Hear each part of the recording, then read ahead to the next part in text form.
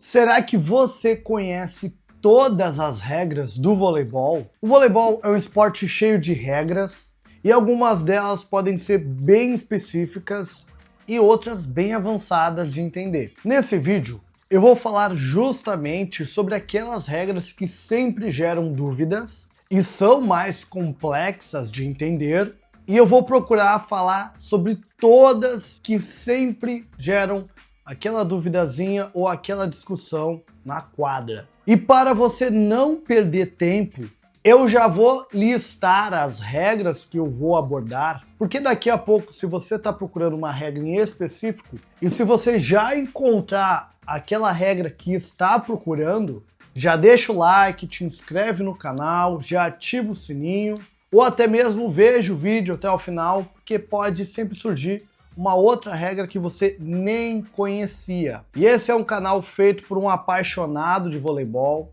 que traz conteúdos de 15 em 15 dias aqui no YouTube, sobre conteúdos bem avançados e específicos sobre voleibol. E se você só curtir o canal, já vai estar me ajudando bastante e também compartilhando com outras pessoas que têm as mesmas dúvidas, vai me ajudar muito. Eu sou o professor Cardoso, técnico de voleibol há mais de 10 anos, e esse é o canal do Programa Jump.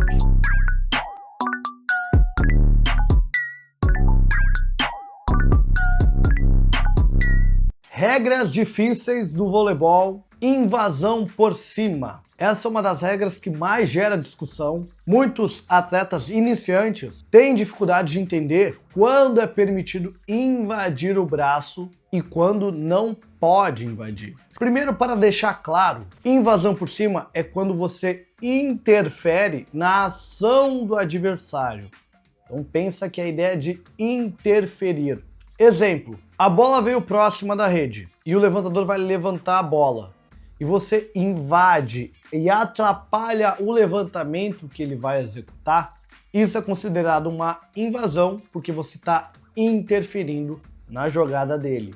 Agora, se o levantador decide passar essa mesma bola de segunda e você invade o espaço para impedir com que ele jogue essa bola de segunda, não é considerado invasão, porque você está defendendo o seu lado, impedindo com que a bola passe para o seu lado. Então veja que não há interferência, e sim uma proteção, uma defesa. Então, para te resumir, se o adversário está ameaçando de jogar a bola para o seu lado de quadra, você pode invadir, proteger a sua área, e às vezes surge muita polêmica porque tem que entender qual é a intenção do levantador naquela jogada.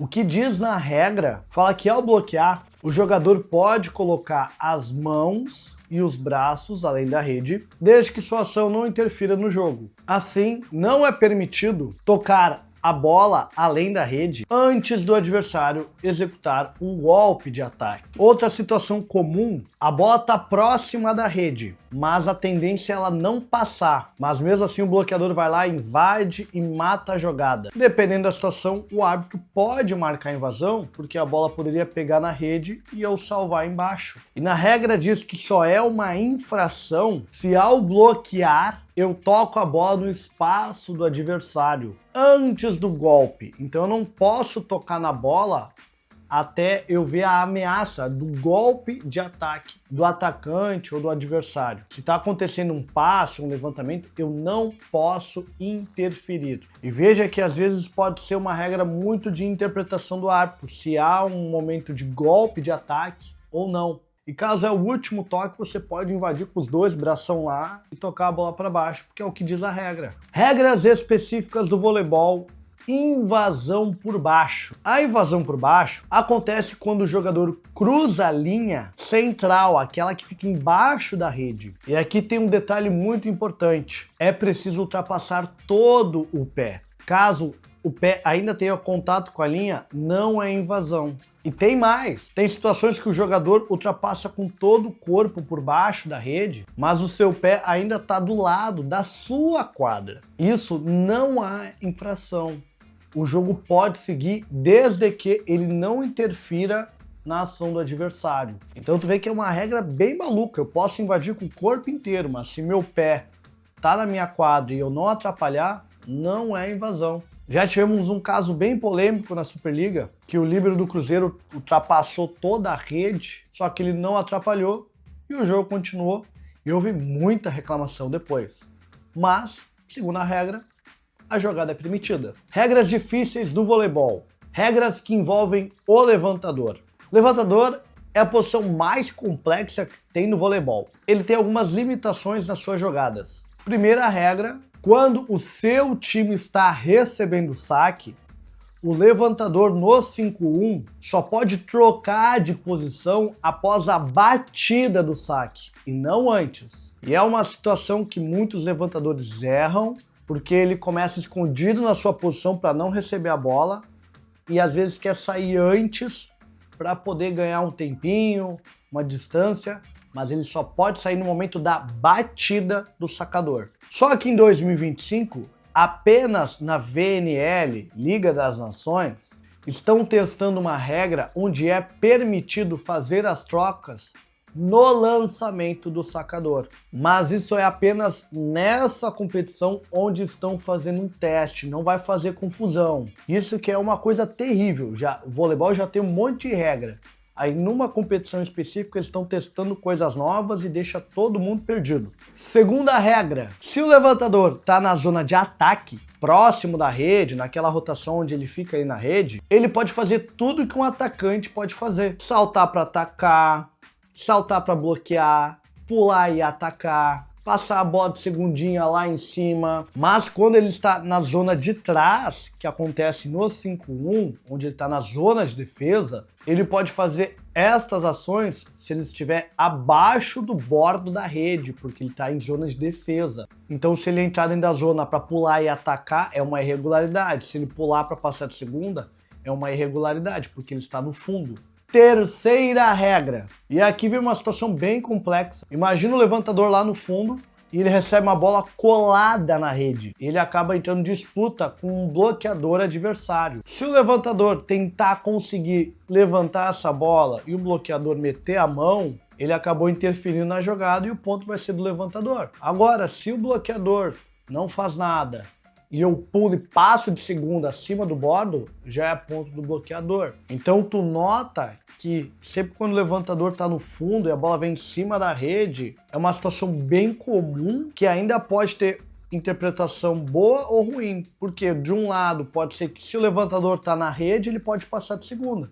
Mas se ele estiver no fundo, teoricamente ele não poderia passar de segunda, só se ele estiver no chão, abaixo do bordo. E o bloqueador tem que saber se o levantador ele está na rede para fazer uma bola de segunda ou ele está no fundo. Porque daqui a pouco ele pode acabar interferindo na jogada e ainda fazer ponto contra. Regras difíceis de voleibol, toque no bloqueio. Aqui até vai sair algumas curiosidades, porque eu vou falar da regra do vôlei de praia e do vôlei de quadra. No vôlei de quadra, se a bola bate no bloqueio, teu time ainda pode fazer 3 toques em seguida. Inclusive, se eu executei o bloqueio, eu mesmo posso pegar essa bola. Então a bola bateu em mim, eu mesmo posso bater, que é o que diz a regra. O primeiro toque após o bloqueio pode ser executado por qualquer jogador, inclusive por aquele que tocou na bola durante o bloqueio. E tem situações que a bola bate no meu bloqueio, no bloqueio do lado, volta para mim, e aí os bloqueadores caem no chão e a bola é salvada. Por mais que a bola bateu, rebateu, foi quantas vezes deu no bloqueio, eu ainda posso executar 3 toques. Porque o que diz a regra é que contatos consecutivos, rápidos e contínuos, podem ocorrer entre um ou mais bloqueadores, desde que o contato ocorra na mesma ação, a de bloqueio. Então a bola pode pegar quantas vezes quiser na ação de bloqueio, que ainda assim o meu time terá 3 toques. Porém, no vôlei de praia, se a bola pegou no bloqueio, tu só tem mais 2 toques para executar. Porém, se a bola pega no meu bloqueio no vôlei de praia, eu posso salvar essa bola, e aí o meu colega só vai ter mais 1 toque para executar. E a última regra, que é meio óbvio, é que é proibido bloquear o saque do adversário. Regras difíceis de voleibol, rede e a antena. No voleibol, tocar na rede é uma infração. Você está jogando vôlei, atacou, bloqueou, salvou, raspou na rede, é rede. E o ponto vai para o adversário. Porém, Se o teu cabelo bate na rede, não é considerado rede. Isso acontece muito no vôlei feminino. Então, todas as partes do meu corpo contam como rede, menos o meu cabelo. Cabelo não é rede. Cabelo não é do céu. É, mas aí não sou eu que faço a regra, né? A bola pode pegar na rede, continuar em jogo. Tem situações que ela bate na rede, tá caindo, eu posso resgatar essa bola por baixo. Entretanto, se você toca na rede pelas extremidades, ou seja, pela parte de fora das antenas, não é considerado rede, porque aquilo é uma parte de fora da quadra. Mas para que servem essas antenas? Digamos que elas representam a linha da quadra na rede. E toda vez para ser uma jogada válida, a bola tem que passar entre as antenas. Se a bola passar por fora, ou por cima, ou tocar na antena, é infração. Então tem que levar em consideração que a antena tem uma distância infinita e que a bola tem que sempre passar entre as duas antenas. Aí vem sempre aquela questão lá, professor, e quando a gente salva a bola, tem que passar por dentro, por fora da antena, como é que funciona? Regras difíceis do voleibol, quando eu posso salvar a bola por fora da quadra. Existem momentos que a bola vai para o outro lado da quadra e eu posso salvar essa bola pela zona livre. E muitos me perguntam, tem que passar por dentro ou por fora da antena? Para te esclarecer, eu quero que tu entenda que se eu defendo a bola e a bola está passando por fora da antena, ela não chegou no lado do adversário, então ela pode ser salva. Então toda jogada que ela passa por fora da antena, ela é válida. Desde que no último toque, quando eu for passar para o outro lado, ela tem que passar por dentro. Então se daqui a pouco a bola passa por fora da antena, vai lá para o outro lado, eu tenho que salvar ela por fora da antena e quando eu for jogar no adversário, ela tem que passar ali por dentro. O que algumas pessoas podem se confundir é que vê alguns atletas passando por debaixo da rede para salvar essa bola, o que pode gerar um pouco de confusão. Na realidade, ele está pegando um atalho, ele está passando por baixo da rede e ele não está pisando na quadra adversária. Porque se ele fazer toda a volta pelo poste, às vezes tem até a cadeira do árbitro, é um caminho maior que se eu passar só por baixo da rede e salvar a bola, é um caminho mais rápido. Mas eu tenho que manter a bola por fora da quadra e na hora de jogar, eu tenho que só jogar por dentro das antenas.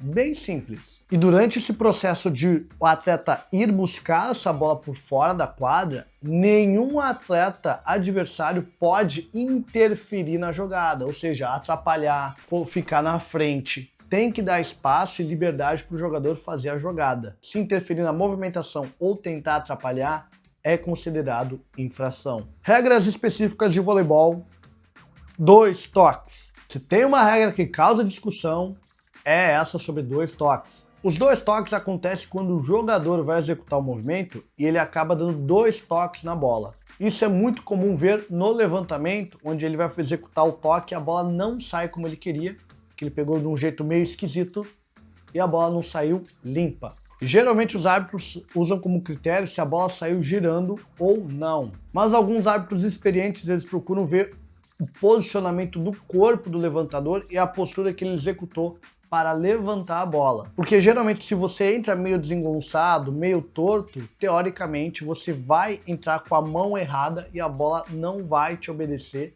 e ela vai sair girando e aí vai acontecer os 2 toques. Porém, em 2025, na VNL Liga das Nações, quando eu estou levantando dentro da minha quadra, eles estão permitindo acontecer os 2 toques. Então não quer dizer que é permitido em 2025 2 toques. É só nessa competição porque eles estão fazendo um teste. Não vai se confundir e achar que é permitido. Então só em 2026 a gente vai saber se eles mudaram a regra ou não, porque eles querem testar se isso melhora a qualidade do jogo ou não. Vale lembrar que no vôlei de praia a regra é bem mais rigorosa, que várias bolas que passariam tranquilamente sob a aprovação dos árbitros na quadra, no vôlei de praia não. Eu tenho que entrar bem alinhado, a bola não pode mudar a direção em nenhum momento, eu não posso entrar torto na bola, caso contrário eles vão marcar infração. Mas atenção, os 2 toques de entrar com toque errado só serão contabilizados no 3º e no 2º toque. O primeiro ele não é contabilizado. Então quando eu vou passar de toque, passo meio esquisito, não é considerado 2 toques. Inclusive, Se vem um ataque, a bola bate na minha manchete e sobe na minha cabeça muito rápido, também não é considerado 2 toques. Porque na regra, ela diz que se tu executa uma ação e acontece os 2 contatos rapidamente, é permitido. Justamente para liberar, passar de toque na recepção, e acaba que esse lance de às vezes bater num braço e no ombro aqui, subir bola, é permitido porque é na mesma ação. Então essa é a regra. Regras difíceis de entender do voleibol, erros de rotação. A arbitragem vai lá, apita o teu erro de marcação e tu não sabe o motivo. Primeiro eu vou te explicar rapidamente o conceito das rotações para tu entender bem. Isso serve para 5-1, 6-0, 4-2, serve para tudo. Que entender isso é tão importante do que se você só decorar as posições do 5-1. A ordem de rotação ela é determinada no início do set, então toda vez que começa um set é feita uma papeleta onde coloca os jogadores em cada número de posição e anotado e é seguido a partir dali. Se o técnico coloca a papeleta, os números errados de posição, eles têm que seguir naquela ordem até o final do set. Inclusive aconteceu no jogo agora do profissional com a Itália, onde o técnico trocou, tiveram que jogar assim até o final do set. Errado. E aí eles tiveram que adaptar ali a rotação e é muito ruim jogar numa rotação que tu não tá habituado. E é importante tu entender que cada um que começou na sua rotação, cada vez que for fazendo ponto, a gente vai seguindo e vai rodando, seja no 5-1, 6-2, 4-2, até o final do set. E o que gera esses erros de posicionamento? Quando tu errou uma rotação, às vezes alguém pulou na frente, ou daqui a pouco alguém tá trocado de lugar e nem percebeu. E eu vou te explicar agora o posicionamento, como é que funciona isso, e eu vou usar a minha quadrinha. Como funciona a regra? Temos aqui os 6 números. Você tem que entender que, por exemplo, o número 2, ele não pode passar do número 1 ou do número 3. O número 1 não pode ultrapassar o número 2 e nem o número 6. A mesma coisa serve, o número 4 não pode ultrapassar o número 3 e o número 5. E o número 5 ele não pode ultrapassar ou trocar com o número 6. Já os jogadores que ficam mais centralizados na posição número 3 e número 6 já são um pouquinho mais complicados. O 3 não pode passar do número 2 e nem do número 4. E também do número 6. A mesma coisa, o número 6 não pode ultrapassar do número 3 e dos 2 números que estão ao seu lado. Se eu fizer, por exemplo, essa rotação aqui, que é uma P4, que a gente chama de escadinha, você pode observar que esses 3 jogadores eles estão na rede e esses 3 jogadores eles estão no fundo. E se a gente reparar bem, a gente vai notar aqui ó, que o número 3 ele não ultrapassa o número 4 e o número 2, que o número 6 não ultrapassa o número 1 e o número 5. A gente está respeitando a regra. Se eu fosse levar o pé da letra e quisesse botar os meus jogadores assim para receber um saque, eu posso, estaria respeitando a regra. Não é a estratégia mais inteligente, mas é só para tu poder entender a didática. Tem situações que o ponteiro que está na 3, ele vem até aqui para passar. E se a gente reparar bem, ele está respeitando o limite do 4 e do 6.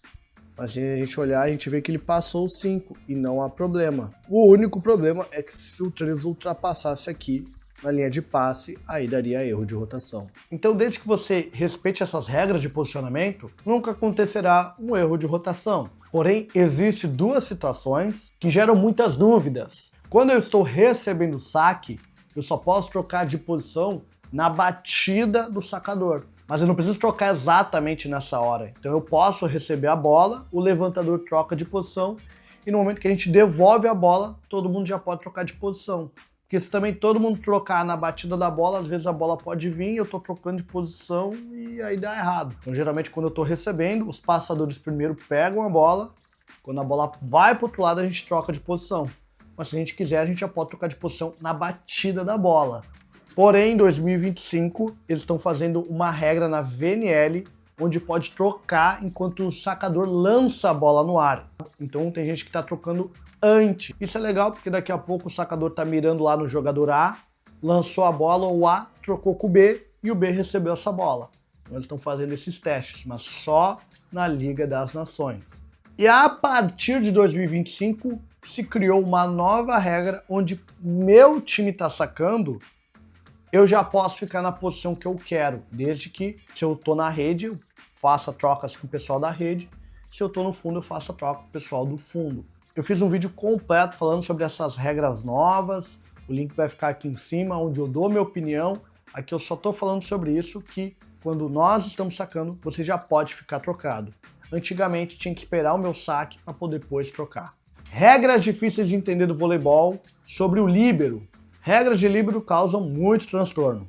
Só para tu ter uma ideia, no livro de regras tem um capítulo inteiro só para o líbero. Primeiro que agora o líbero ele pode ser o capitão do time. Antigamente, acho que 5 anos atrás ele não poderia. E existem outras regras que falam sobre as trocas, o levantamento e sobre as ações ofensivas. E o líbero ele pode até atacar, desde que ele obedeça algumas regras, e eu vou falar sobre elas. Primeiro que o líbero ele pode trocar com qualquer jogador do fundo de quadra. Geralmente no 5-1 se troca com central, mas ele pode fazer um rodízio com qualquer jogador. Inclusive, se eu não quiser mais fazer o rodízio, botar lá o central para passar, tirar o meu líbero, eu posso, eu não sou obrigado.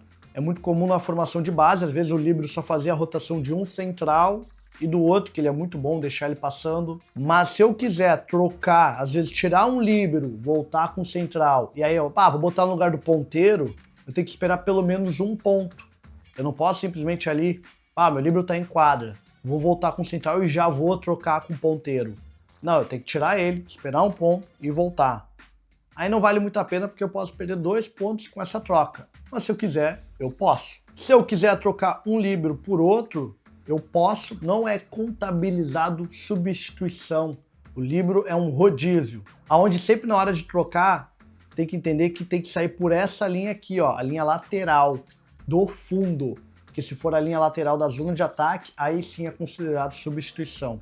Tem casos que eu vi o líbero entrando por trás, ele tem que sair pela linha lateral, isso é uma regra, e se ele acabar trocando errado, o árbitro vai mandar voltar e pode até dar uma advertência de amarelo.